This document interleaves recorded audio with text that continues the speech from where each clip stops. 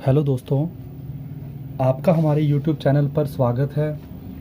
आज हम टेंस की नेक्स्ट वीडियो लेकर आए हैं और आज हम करेंगे प्रेजेंट कॉन्टिन्यूस टेंस।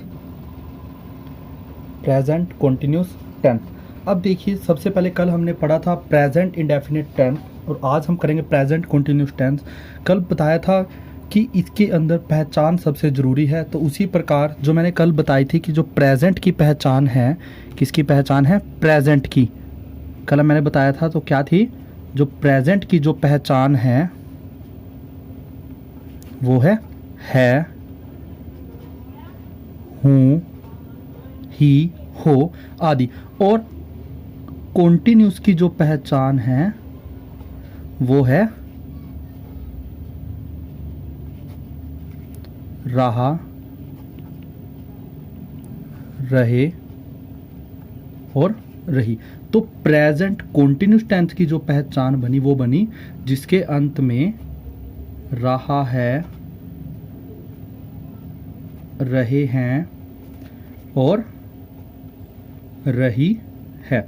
जिसके अंत में, जिस भी लाइन के अंत में रहा है, रहे हैं, रही है आए तो वो होगा प्रेजेंट कॉन्टिन्यूस टेंस। तो चलो, इससे आगे मैंने बोला था कि हर एक टेंस के 4 सेंटेंसेस होते हैं। क्या होते हैं? 4 सेंटेंसेस होते हैं। तो कल हमने पढ़ा था जो फर्स्ट सेंटेंस होगा हमारा, कौन सा था? वो अफर्मेटिव। कौन सा था वो? अफर्मेटिव। अफर्मेटिव मीन्स क्या था बच्चों? अफर्मेटिव मीन्स था पॉजिटिव सेंटेंस। कौन सा सेंटेंस था? Positive sentence. तो और जो सेकंड हमने पढ़ा था वो था हमारा नेगेटिव सेंटेंस। कल पढ़ा था ना इसी तरीके से हमने, यानी हर एक टेंस के इसी तरह क्या होंगे? 4 सेंटेंसेस होंगे और उनके क्या होंगे? रूल्स होंगे। चलो, इसका रूल लिख लेते हैं। इसका रूल क्या था? कल हमने क्या लिखा था? सब्जेक्ट तो आएगा ही आएगा। क्या आएगा? सब्जेक्ट तो आएगा ही आएगा। सब्जेक्ट के बाद क्या आता है? हेल्पिंग वर्ब आती है। क्या आती है? Helping verb. और हेल्पिंग वर्ब के बाद क्या आता था? मेन। जो मैंने आपको सेकंड वीडियो में बताया था कि जो कॉन्टिन्यूस है उसके साथ क्या आता है? मेन वर्ब की फर्स्ट फॉर्म और प्लस में क्या आता है? आईएनजी। और साथ में क्या आ गया? ऑब्जेक्ट। साथ में क्या आ गया? ऑब्जेक्ट। यानी कि जो कल हमने पढ़ा था, देखो सेकंड वीडियो में मैंने आपको बताया था कि जो हेल्पिंग वर्ब है और एक वर्ब की फॉर्म, यानी जो हेल्पिंग वर्ब है वो क्या आएंगी कॉन्टिन्यूस के लिए? इज, एम और are. Is, am, are. Is किसके साथ? एम किसके साथ? और आर किसके साथ? जो हमारा इज आएगा, जो हमारा इज आएगा वो आएगा सिंगुलर के साथ। किसके साथ? सिंगुलर के साथ। जो हमारा आर आएगा वो आएगा किसके साथ? प्लूरल के साथ। प्लूरल के साथ। और जो बचा क्या? एम। एम आएगा आई के साथ। एम आएगा आई के साथ। तो चलो एग्जाम्पल से इसको और क्लियर करते हैं। तो चलो, हमने एग्जाम्पल लिख लिया है। तो इसमें क्या है? देखो, फर्स्ट कल हमने क्या किया था कि वह दौड़ता है, यानी जिसके अंत में ता है, ते है, ती है, आए, तो वो कौन से सेंटेंसेस होते हैं? वो होते हैं प्रेजेंट इंडेफिनिट। और आज कौन से जिसके अंत में रहा है, रहे है, रही है, आए, तो इसका मतलब है रहा है। तो इसका मतलब है ये प्रेजेंट का कॉन्टिन्यूस टेंस है। और प्रेजेंट कॉन्टिन्यूस टेंस में कौन सा सेंटेंस है? अफर्मेटिव है। तो चलो इसको कन्वर्ट करते हैं। तो सबसे पहले क्या आएगा? सब्जेक्ट। सब्जेक्ट क्या है यहाँ पे? वह। वह को क्या बोलते हैं? ही। वह को क्या बोलते हैं? ही के बाद है हेल्पिंग वर्ब। हेल्पिंग वर्ब कौन सी? Is, am, are. अब ही, वह क्या है? सिंगुलर है। वह क्या है? सिंगुलर। और सिंगुलर के साथ क्या आता है? इज। He is. अब हेल्पिंग वर्ब के बाद क्या है? वर्ब की फॉर्म, क्रिया, काम क्या चल रहा है? काम चल रहा है यहाँ पे दौड़ने का। तो दौड़ने को क्या बोला था? रन।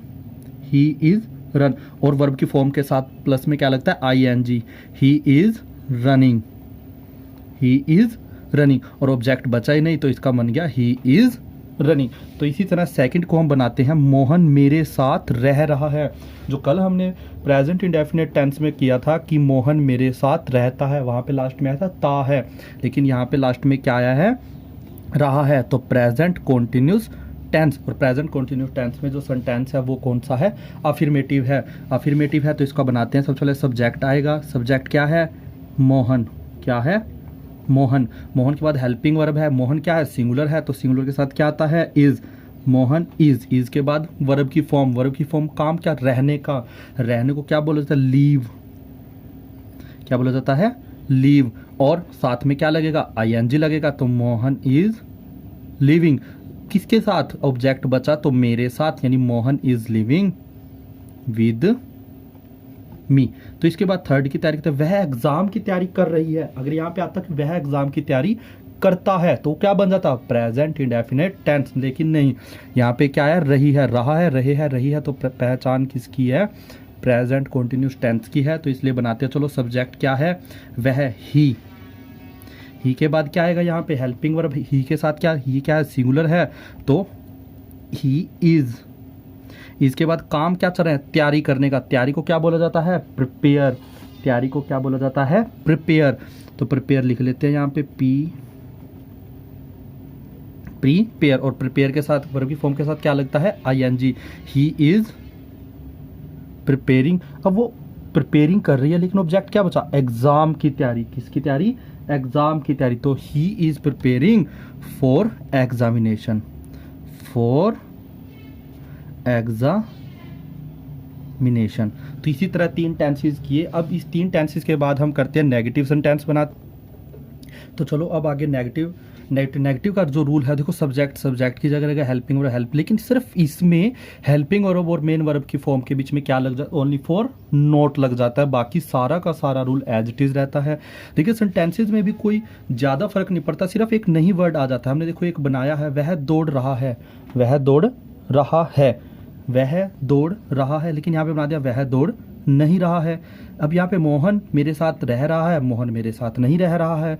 देखो यहाँ पे लिख दिया मैं तुम्हारे साथ नहीं आ रहा हूँ। चाहे आप हिंदी कोई भी लाइन लिखो, लेकिन सिर्फ आपको उसका अर्थ पता होना चाहिए, मीनिंग के बारे में पता होना चाहिए। तो आप कोई भी हिंदी की लाइन को कन्वर्ट कर सकते हो ईजिली, किस में, इंग्लिश में। चलो इसका बनाते हैं, वह दौड़ नहीं रहा है। अगर सीधी सीधी बात करें तो ही इज़ नॉट रनिंग। तो यहाँ पे सब्जेक्ट क्या है, वह क्या बोला जाता है, ही के साथ क्या आता है, इज आता है। ही के साथ सिंगुलर है ना, ही के साथ आता है इज, ही इज। और इज के बाद क्या आएगा, नॉट, ही इज नॉट। काम क्या चल रहा है यहाँ पे, दौड़ने का, he is not running, he is not running. तो इसके बाद मोहन मेरे साथ नहीं रह रहा है, यानी Mohan is not living with me. Mohan is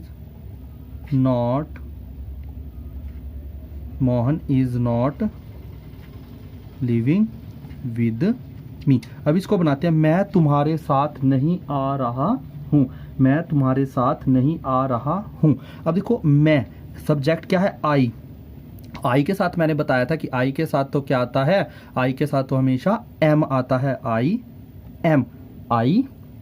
M के बाद क्या आएगा यहाँ पे, नॉट, आई एम नॉट के बाद वर्ब की फॉर्म, यानी क्रिया। काम क्या चल रहा है यहाँ पे, यानी कोई आने का काम बोल रहा है, यानी आना, यानी कोई आ रहा है। काम तो किसका चल रहा है, आने का। आने को क्या बोलता है, कम, आई एम। आने को क्या बोलता है, कम। और कम के साथ क्या आएगा, I N G, I am not coming. किसके साथ नहीं, अब बचा क्या, देखो मैं हो गया, नहीं आ रहा, ये भी हो गया। अब बचा क्या, तुम्हारे साथ। किसके साथ, तुम्हारे, यानी आई एम नॉट कमिंग विद का मतलब होता है साथ, और तुम्हारे का मतलब होता है यू।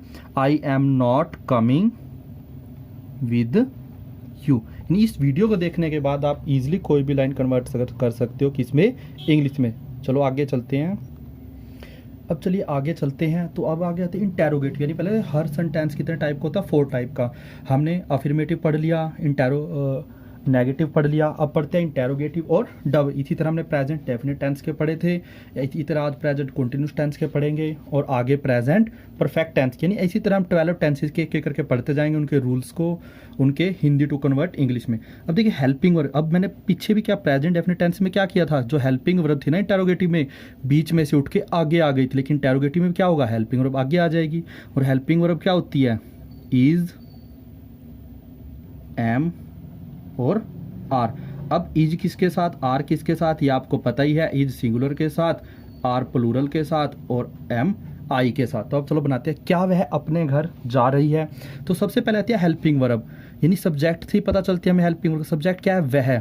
सब्जेक्ट क्या है, वह, यानी ही क्या है, सिंगुलर है। अब सिंगुलर के साथ क्या आता है, इज आता है, तो सबसे आगे क्या लगा देंगे हम, इज के बाद सब्जेक्ट क्या है, वह, इज ही। सब्जेक्ट के बाद क्या था, वर्ब की फॉर्म, यानी काम क्या चल रहा है यहाँ पे, काम चल रहा है घर जाने का, यानी कोई जा रहा है, क्या कर रहा है, कोई जा रहा है।